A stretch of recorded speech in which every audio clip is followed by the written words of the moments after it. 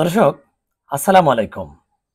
Doctor Mohammad ইউনূসকে উৎখাতের জন্য এবং দেশের রাজনৈতিক পরিস্থিতি খারাপ করার জন্য এস আলম গ্রুপের মালিক শেখ হাসিনার সাথে বৈঠক করেন এবং ২৫০০ কোটি টাকা নগদ অর্থ প্রদান করেন। আলোচনা শুরুতে আমার চ্যানেলে যারা সাবস্ক্রাইব করি দয়া করে সাবস্ক্রাইব করিবেন। তিনি এবং আওয়ামী লীগের বড় বড় নেতারা যারা বাংলাদেশ থেকে পালিয়ে গেছে সেই সমস্ত নেতাদের সাথেও দেখা করেন এস আলম গ্রুপের মালিক। আপনার নভেম্বর ডিসেম্বর নাগাদ দেশের পরিস্থিতি, রাজনৈতিক পরিস্থিতি খারাপ করার জন্য তারা মাস্টার প্ল্যান নিয়ে আগাচ্ছে এবং ২৫০০ কোটি টাকা তো নগদ অর্থ দিচ্ছে এবং আর ২০০০ কোটি টাকা তাকে প্রদান করবে। এই টাকা ব্যবহার হবে দেশের বিভিন্ন প্রশাসন কিনে নিবে, পুলিশ, আমলা, তারপর বিভিন্ন বিদেশি অ্যাম্বাসিতে দেবে যাতে আওয়ামী লীগের কথা শোনে এবং হাসিনা এসে বর্তমান সরকার বিএনপি জামাত বলেন যাদের সরকার হাসিনা বিরোধী ছিল তাদের বিচার নিশ্চিত করবেন। চিন্তাই করতে পারতেছেন তারা কি মাস্টার প্ল্যান নিয়ে আগাচ্ছে। তা আওয়ামী লীগের আছে বিপুল সংখ্যক টাকা, কোটি কোটি টাকা, এবং এই অর্থ তাদের কিছু লোক বর্তমানে জেল হাজতে, তাদেরকে টাকা পয়সা দিয়ে সারিয়ে কিভাবে আনা যায়, বের করা যায় এর ব্যবস্থা করা।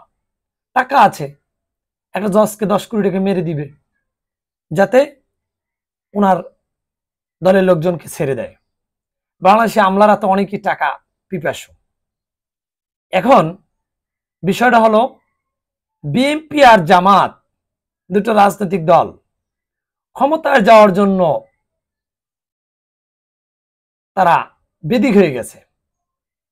জামাত, আমি মনে করি বেশি দায়ী এখানে জামাত, কারণ আওয়ামী লীগের পরে বাংলাদেশ আওয়ামী লীগ বিএনপি বৃহত্তম রাজনৈতিক দল, তাদের এককভাবে সংখ্যাগরিষ্ঠতা পেয়ে সরকার গঠন করার ক্ষমতা আছে, কিন্তু জামাতে সেটা নাই, অর্জন করতে সময় লাগবে।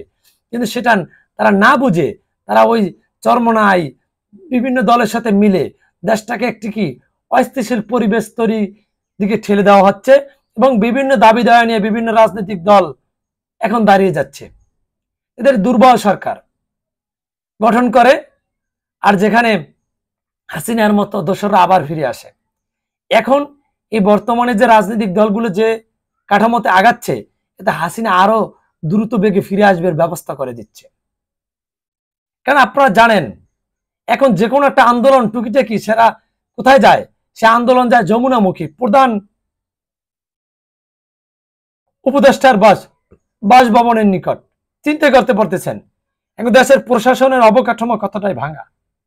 সুতরাং আওয়ামী লীগের জনবল আছে, যদি কেউ মনে করে আওয়ামী লীগের জনবল নাই তারা বোকা, ওরা লাঠি বৈঠার দল।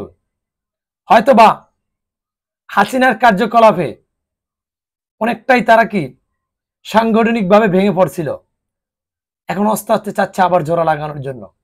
সুতরাং এই দেশটাকে যদি ভালোভাবে পরিচালনা করতে হয় তাহলে বিএনপি জামাতের ঐক্যবদ্ধ হয়ে চালাতে হবে, কেউ কাউকে দোষারোপ করলে হবে না, তাহলে কি আবার দুই দল মার খাবে একদম নিশ্চিত।